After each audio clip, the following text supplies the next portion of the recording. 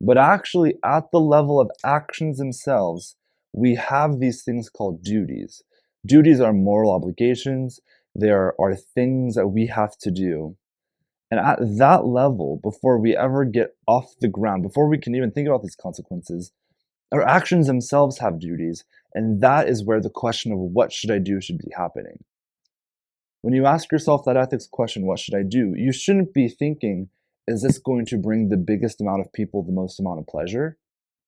You shouldn't be asking that question. You should be asking the question of, is this the kind of action I have an ethical duty or moral obligation towards? There's something I didn't mention that the book mentions that I do want to quickly identify. Kant was a rationalist. So Kant believed the basis for morality was reason. We should be able to reason our morality. That is part of why he thinks this whole goal or ends focused way of thinking, consequentialism, is unsatisfying, because you could actually probably not reason your way through every possible human alive and how your action might affect them in a way that you could reason your way through a single act in its own moral obligation. Kant also thinks that there are some actions that are a matter of what are goodwill, which is clearly some actions, irrespective of their consequences, have some good effect. The goodwill was something Kant identified that he thinks helps prove against the consequences of acts. Because Kant thinks that there are some things that are good irrespective of their effects. Mahatma Gandhi was given as the example by our author, but Mahatma Gandhi sort of created this idea of peaceful resistance that eventually, this gentleman named Bayard Rustin ends up studying from Mahatma Gandhi and bringing to Martin Luther King Jr. But Gandhi was this gentleman who was standing up against the British Empire, and he did these starvation protests. And the British Empire, of course, had a massive army. And when you think about the idea of protesting, nonviolent protest, you have to be thinking on the level of actions, because the consequences of standing up against the military and doing something like starving yourself, on first hand, if you only thought about consequences, would be all that's going to happen is you're going to starve. If acts themselves did not matter, starving yourself would not matter, because the consequence of that act would just be starving. You aren't going to beat an army by starving yourself. But the goodwill suggests to us there is something about our actions that shouldn't be neutral, because the act of seeing someone starve is placating itself towards a sense that we have a duty to other people. And when people saw Gandhi starve, they began to get sympathetic for his cause of independence for India. We can think about this in the sense of Martin Luther King Jr. I think this example is more controversial because the character of King is more controversial, and the effectiveness of his style is also disputed. That being said, this idea that we have of like nonviolent protest, and he was sort of doing things like the sit-ins at restaurants, the bus boycotts, doing things like walking through the streets and speaking and having marches on Washington. Those sort of things, if you only thought about the consequences of those actions, would really only have the effect of having sat in a restaurant being taken out. You would be walking down a random road in Washington, D.C. You would be not getting onto a bus that other people would be able to get onto. These are examples we give to say sometimes the actions themselves bring forward some sense of duty within all of us. When we saw Martin Luther King Jr. walking down a road in Washington, D.C., the act itself of walking down the road in D.C. had an effect on us. Seeing a black man leading a group of black people down the National Mall to make a statement about the rights and dignity of black people, to say that that actually had no meaning to it at all seems to be wrong to Kant. What makes King Jr.'s willingness to walk down the National Mall at the March of Washington so powerful is not merely the fact that it eventually begets the Civil Rights Act, but the fact himself that he was willing to place himself among all sorts of symbols of American democracy in our republic, that act itself was good irrespective of its effects. Whether or not the Civil Rights Act would have happened, and of course it did not happen in that moment, whether or not it actually manifested, the fact that he was willing to do that thing was good. There are people who have been fighting for the rights of Black people decades before the Civil Rights Movement. And a lot of those people died before we ever saw the passing of the Civil Rights Act. Those actions, even if one single person's actions to progress civil rights, let's say it was totally forgotten and had no ultimate consequence on reality, it seems wrong to us to say that those actions themselves were meaningless. Because we seem to think there are these things that can be good irrespective of their effects. The act itself seemed to be good, and to only care about the consequences of that advocacy or that activism would be to sort of say all of these kinds of people who were doing their best to follow their sense of ethical duty throughout sense of history, all of their work would be meaningless. Now, I did sort of play my hand and tell you what Kant was doing, but Kant offers in one of his formulations, and as you learn in the book, there are multiple formulations of this that Kant in his life puts forward. Kant creates this idea called the categorical imperative. This is a big word. I think it's super intimidating. If you followed on that conversation I just had, you perfectly understand this concept, this conception of Kant. Bear with me as I just sort of explain what these words are doing, because I really do think you understand what this is saying. The word imperative, this is the noun here, categorical is an adjective. The word imperative is just a word that means something like an authoritative command. It might mean something like a thing needing attended to. It is of vital importance because you have to like sort of attend to it. Think about this use in the sentence. It is imperative that you go to the bursar in order to get your tuition paid for so you don't get kicked out from your classes. An imperative, it means it's of vital importance. You have to do this thing. There's also this connotation in this word that means like the importance of the thing is out of your hands. It is not significant or important because you just like it, but it's that you have to do this thing because in the example I gave you of going to the bursar's office, the consequence of not going to the bursar's office is out of your hands. You'll be kicked out of your classes. It's a received command that is out of your hands that is of vital significance to you, that you must now attend to. When I say attend to, I mean something like, I sort of have to, whether I like it or not, deal with this thing. I don't get to sort of sidestep out of it. I do have to sort of deal with this thing because it demands my attention from me. That's sort of what an imperative is doing. Categorical here is describing just the nature of morality. Remember, we have these two fighting ideas here. Oh, is the morality of an action dependent on the act itself or the act's consequences? Kant said the nature of morality happens at the level of an act. And categorical describes whether or not it placates to our duties, our ethical obligations. Put these together, these are sort of duties that you must follow.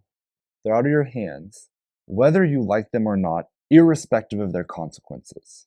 That is the nature of the categorical imperative. Categorical is the category of ethics just happens at the level of duties. The thing that ethics does, the thing that question, what should I do, does, is under this category of moral obligations, ethical obligations at the level of duty. Imperative means there's something outside of my hands that's deeply significant that I have to attend to, that I now have to reckon with, whether I like it or not. And so these duties exist beyond me. I must placate them. I must attend to them. I must deal with them, irrespective of my own feelings about the action, irrespective of my own worry about the action's consequences. That is what a categorical imperative is. Kant says, even if you aren't Christian or believe in a God, the categorical imperative still acts on you. And you actually probably could intuit them themselves. Kant comes to form the categorical imperatives in a few ways in his lifetime. The book tells you about all the different ways he came to articulate them. Being able to memorize all the different ways he at all ever defined our categorical imperative, I actually think is not particularly important at this level. You've probably heard a few of them. The first formulation is what I'll deal with. It says basically only do things you could wish that everyone did.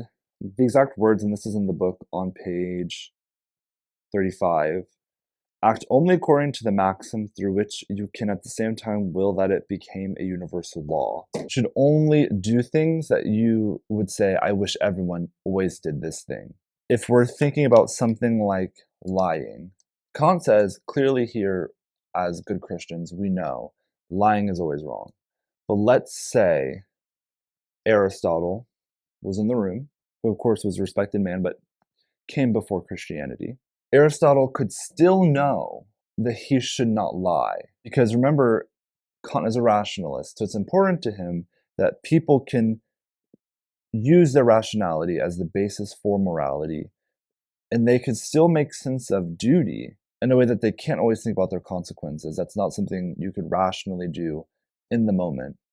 You still could think about your action itself and whether or not your action is a good action. And the way you could do that, if you didn't have something like the commandments of God or the moral law to explain them to you, you could ask yourself, is this something I wish everyone did at all times? Is this the type of thing I would call is I have a duty towards? Could you say, I wish lying is something that everyone did? Kant says no. And because I could not always wish, let me add, at all times, I could not ever reasonably hope that everyone always lied at all times. And that suggests to him we have a duty to tell the truth. Okay? So this formulation of the categorical imperative is not him just saying, well, God said to do this, so we're going to do it. And that's important to Kant because he thinks that the actual things that are believed in the church are based on something bigger, which is rationality. And the categorical imperative is explaining to the reader how things like this first formulation of it, that one should only do the things that they wish everyone else was always doing at all times, that's what he means by a universal law. This sort of principle, he thinks, happens at the level of act, suggests to us our duties, and the imperative that exists upon us in moral actions happens only here at the level of acts. The consequences of an action should never be considered. So let's return to lying. There's this example that Kant gives that is unintuitive to a lot of people, but I will give to you now. I'm going to paraphrase it, obviously, because I don't have it in front of me. But Kant says something like, imagine your best friend comes and he says, a murderer is following me.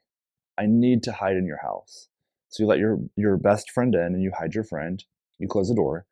A murderer comes, knock, knock, knock. I'm looking for your best friend. Do you know where he is? Remember, your best friend is hiding. You let him into your home. He's hiding somewhere. Your best friend knows a murderer is following him. You have every reason to believe that this person in front of you is a murderer who has the intention to kill your friend. And you have, for whatever reason, opened the door and you are now face to face with the person who really wants to murder your friend, and you believe that is truly his intention. And you know that your best friend is back here, and you know that this person is trying to find your friend to kill them. What should you do? Most people say, you should lie. You should say, I don't know where my friend is. Kant says that's not what you should do. The categorical imperative exists. Categorically, we need to think about our duties. If you want to think about a way of forming duties, the first way that Kant gave us to think about duties is we ask ourselves whether or not this is the type of thing you could wish that everyone did at all times. This is my paraphrased version of that first categorical principle in the reading. Doing the maxim that if everyone did, you would will that it became universal law or something like that. That's saying something like, we should only do things that we wish that everyone did at all times. That is how we figure out what our duties are. And the category of moral behavior is at the level of duty and action. is irrespective of the consequences of our action. Irrespective means has nothing to do with. That's crossed out. I'll even erase it. Forget about consequences. Stop thinking about the consequences. Imperative suggests that we always have to follow this rule. It is out of our hands the fact that we have to attend to our duties and our obligations. Nothing we could do could strip away the fact that we have to attend to our duties. If you lie to the murderer and you tell the murderer, I do not know where my friend is, you're thinking about the consequence of your action. You're thinking if you tell them the truth, your friend is inside. The consequence of telling the truth is the murderer is going to come inside and they're going to kill your friend. That is the only reason you would lie, right? You're lying because you don't want to tell the murderer information about where your friend is, because you think that information could be used to cause a consequence which you don't like. That is not the category that the imperative that impacts all of us happens. The category happens at the level of actions and duties. The only action you should think about is whether or not you lie to the murderer. Stop thinking about what the murderer will do with the information. Stop thinking about what will happen to your friend. Only think about what happens right now. Do I lie or do I tell the truth?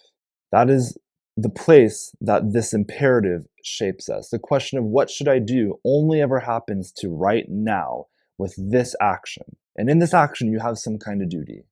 If you don't know what your duty is in this moment with this action, you can step back and ask yourself, is this the kind of thing that I could wish that everyone did at all times? I couldn't possibly wish that everyone at all times was constantly lying. If I wished everyone at all times was constantly lying, then my duty would be to lie. But of course, I would wish, if I had to choose between everyone always telling the truth or everyone always lying, I would wish that everyone told the truth. That's the only type of thing I could wish everyone did at all times. And so my duty has to be, in this action in the moment, has to be to tell the truth. Lying can never be acceptable. My imperative happens at the category of duty. So when this person comes up to me, I know that my friend knows a murderer is looking for them. I know that this person before me is a murderer. I have every reason to believe they will kill my friend, and that person wants to know where my friend is. Immanuel Kant says you tell them the truth. I let my friend in here. They're in the back room. The reason why Kant says you do that's actually interesting. So let's imagine this is the layout of your house, and there's only two rooms. There's a front room and there's a back room. Here is the door. That's the door. Your friend comes to your door here. Help, I'm being chased by a murderer. You let him in, and your friend goes back here. That's your friend. The murderer is right there, and you're facing the question of, do I tell the truth to this murderer that my friend is in the back room? We'll say there's a back door here. We're at the front door here. The murderer is here, and your friend is back here hidden. And the murderer comes to you and says, do you know where your friend is? I want to kill them. In this situation, if your friend didn't know what you were going to do, they couldn't predict whether or not they have to run. Your friend might think, the murderer's here, I have to run, and make a run for it. But if you tell the murderer he's not back here, the murder might continue, and your friend might die. Because now the murderer is left because they don't think he's in your home. And your friend made a run from it because your friend didn't know if you were going to let him in or not. And all of a sudden, your friend ends up getting killed because you decided to lie. Whereas, if your friend knew you and knew you were always the type of person who was going to tell the truth, he knew you would never lie. He would know he has to make a run from it because you're going to let the murderer in. And now the murderer is going to be in here and your friend's going to be making a run for it to wherever he goes next. While lying might have intuitively seemed like the kind of thing that would save your friend's life, we live in a world where we don't know whether or not other people will lie to us. We're trying to make predictions about the consequences of our action. And of course, we're failing. And at times we end up getting people killed because the nature of the things we have autonomy over, the level where we make decisions and choices, the category where the imperative impacts us is always at the level of action. Get into messy situations like these, where we have bad consequences. The level where our rationality works is on the level of duty. Anyone, even people who are unaware of the moral law that Kant believed in, is able to formulate moral duties because they have the rationality. This level of consequences, though, is happening at the level of the gods. That's to sort of say it's happening above us. It's happening up there, and we could not ever truly understand the consequences of our actions in the greater scheme of things. Because in this situation, I thought the best thing to do was to lie and to tell the murderer that my friend wasn't in here. But my friend made a run for it. I didn't know what I was going to do.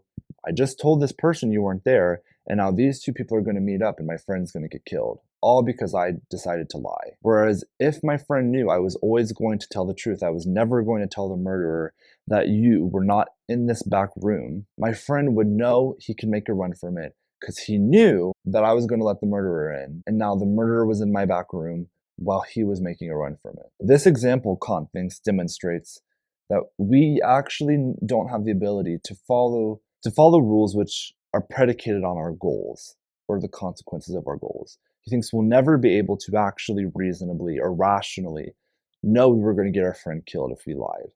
That's not something we could ever rationally predict. We can rationally predict whether or not we think the actions we do are things we could wish everyone did at all times. And if we all were following our duties, if we always had our actions in accordance with our duties, everyone around us could predict what we were going to do because they all always knew what we had a duty to do.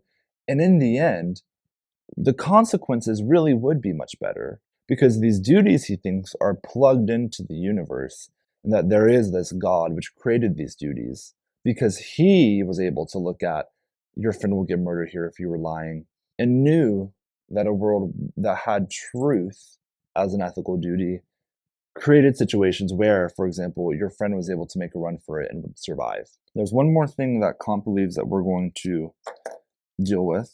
Kant thinks that it's important that you do the right thing on purpose. There's this distinction he makes between doing things for the sake of duty versus doing things according to duty.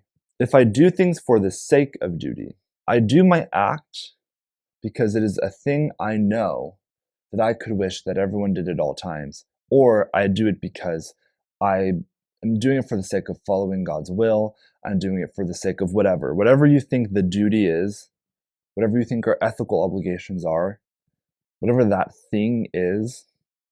If you're doing it for the right reason, for the sake of doing the thing to which you are morally obliged, if you're doing duty for the sake of duty, you are doing a respectable, virtuous thing. This is different than just according to duty, because if you just happen to stumble into doing the right thing, but you didn't have the intention of doing the right thing, Kant thinks you have not successfully performed a virtuous action. The question of what should I do? You have not done the right thing, because part of what duty is you understand that the imperative is acting upon you. Okay? Now we'll talk about some of the counter-arguments against Kant. And these, of course, I'm lifting from the readings. There are lots of people who disagree with Kant for all kinds of reasons. The first one is the issue of conflicting duties. Here we are. There's a murderer here, and we'll say there's a family of Jewish people in here, front door, back door. Now there are soldiers all around the house. All of these soldiers are Nazi soldiers who want to murder the family inside. We already know about our duty not to lie. I already explained that to you in the example Kant gave us, but we also seem to think there's a duty to, perhaps we'll say, protect the vulnerable. Could you wish that everyone protected the vulnerable at all times? Maybe I'll make it even more concrete. Could you wish that everyone did not place people in situations where they could get murdered at all times? I intuit that that's the kind of thing you could get behind and say, yeah, I would hope that we are not all putting each other in positions where we can get murdered. It doesn't get to work like it did in the last case where the murderer comes here and the family makes a run for it, because clearly they're going to get killed. The only way we could keep this soldier out and not then put this family in the line of fire from these soldiers is if we lie. But of course now we have conflicting duties. Kant's solution is going to be, look, these soldiers are going to be doing the immoral thing, which is murdering someone, and you can't stop them from doing something immoral. All you can do is yourself face your imperative and recognize your categorical decision. You have a duty to tell the truth. And so the Jewish family in this example gets killed. But a lot of people think, I could have been able to prevent this murder if I just lied to this soldier. They would have moved on. If I know I can get away, if I can think about the consequences of my actions and I can rationally find an answer that seems better, I really have to do the thing, which would be lie to the Nazi soldier in front of me, the SS soldier, because I could protect the Jewish family. Kant would say, and what deontologists would say, is you're opening up a bad line of action, you're going to get yourself tangled up into a web of lies, and you're going to find out that lying was never worth it in the end. That's their belief. People who aren't deontologists look at the situation and go, I have two duties here and they're conflicting, and one has to win out. It truly can't be that there is a imperative that I could wish that everyone did at all times. This is a super difficult situation. The next kind of argument we already kind of talked about, but that is the role of intuitions. Our intuitions seem to tell us that sometimes we can do things that are against our duties, right? That example I gave of our friend being back here and a murderer here, most people seem to think if a murderer came to my front door and I was hiding my best friend, I could lie to the murderer. That being said, lying, most of us intuitively seem to think, is absolutely acceptable.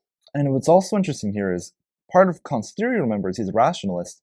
He thinks that non-religious people who did not have access to the church that Kant had access to were also capable of figuring out the categorical imperative by asking themselves questions like, is this the kind of thing I could wish that everyone did it at all times? And they would be able to discover their moral obligations or ethical duties.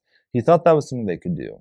But if he holds his system on this belief that we could begin to recognize our moral duties and ethical obligations based on our reasoning, our rationality, you'd have to at that same time recognize that those people would be facing their intuitions as well. And while Kant might have a church body that would be able to explain to him where his intuitions were right and where they were wrong about duty, not all humans in society have clearly had this opportunity. This is meant to muddy the water of Kant's belief system, both on the level of that lying example where it seems intuitively that question of what should I do? I probably should lie to the murderer about to kill my friend. On that level, the intuitions seem to be a counter-argument for Kant, but there's a much deeper level, which is if these duties are not only an artifact of his religiosity, but also Kant believes based on rationality and reason that all humans, no matter what time or place they come from in history, could have the ability to hold on to, intuitions undermine their capacity to do that thing. The other one's really interesting, but there's this phenomenon of etiquette. Earlier on in the semester, I told you just because something's not polite doesn't mean it's not moral. Just in the same sense that just because something's not legal doesn't mean it's not moral, and all that vice versa. And it gives example of, there is an etiquette in some cultures as to what fork you use to eat your salad. You have a salad fork. But eating with the wrong fork, maybe we'll say in the privacy of our own home, eating with the wrong fork clearly seems to not be something that we would say is immoral. If anything else, at least on the same level of killing someone or lying to someone seems to be immoral. That dramatic example of immortality that we get from the religious picture, which is hell, like Kant would say people who lie or who kill go to hell, but he would also not say that people who use salad forks to eat steaks go to hell. That doesn't seem to be the kind of thing that we would say is immoral. Politeness or etiquette, which is the fancy word for politeness, is a thing that I would wish everyone did at all times. I wish people were always polite. I wish people always followed the social conventions of politeness or of etiquette, not because I think they're deeply grounded in some sense of moral truth, just because it's a way that we interact in social settings, and it's a way of expressing to other people that you are aware of the etiquette of the community of the society, and you're just politely going to play along in the game, because that's the kind of thing that we do. But if etiquette is a thing that I could wish everyone did at all times, if I wish someone always had etiquette, I have to suddenly say it is immoral to use a salad fork for my steak. I mean, Kant says something like, the reason why etiquette and politeness exist is actually because it's a way of interacting with another person. The things themselves are different than the interaction with the person. That is the act. But this muddies the water all of a sudden, because it sounds like he's talking about consequences now, and he's not talking about acts themselves. So etiquette puts pressure on this idea that the consequences of our actions never matter. That is, unless you think literally etiquette, the act itself, the thing you're doing is actually being polite, and the consequences using a fork. The final point, this actually originates from within the church, which is interesting. A lot of people think that there are things about morality which are bigger than human reason. Here's an example. If you believe in God, and you think that God is the basis of our reality, of our morality, God is bigger than human reason. Humans don't reasonably understand a lot of things about God. Most people in traditions that believe in God, most conceptions of Hinduism, it depends where you're coming from, practically all conceptions of Christianity and Islam, certainly conceptions of Judaism. I mean, this is built into the definition of what God is under Judaism, would say that God is beyond human reason. But if Kant thinks that rationality, that is, reason tells us about our duties, then he's saying that morality is understandable through reason. And a lot of people say, no, morality is something bigger than reason. God is bigger than reason. So clearly, our duties or ethical obligations are sometimes unclear because they're bigger than our reason, right? This is where faith comes in. But faith becomes so important because there's this belief that morality is actually bigger than human reason, and we have to sort of make jumps, is what Kierkegaard calls them. But we have to sort of make jumps in our reason that we call faith, and that is actually just a critical part of what morality is doing. And sometimes those acts might include things like the consequences of our actions, like they do in etiquette. So this is sort of a lot of the counter arguments that are given against deontology. Kant himself was aware of all of these and sort of felt that none of these were helpful. This last one here, which was internal, he responds to the least.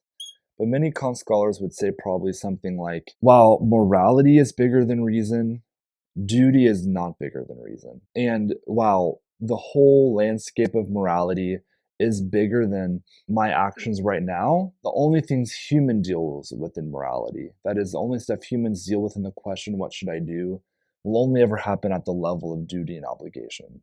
That requires a bit of reading into what he says, though. I don't know, or I've never personally read that that was something he himself articulated. I think people who studied Kant for years created that as a response because they imagined what he would say because they knew his style so intimately. So these are sort of the main counterarguments given against Kantian ethics. Also greater of deontology. I'm going to collapse them together for our purposes.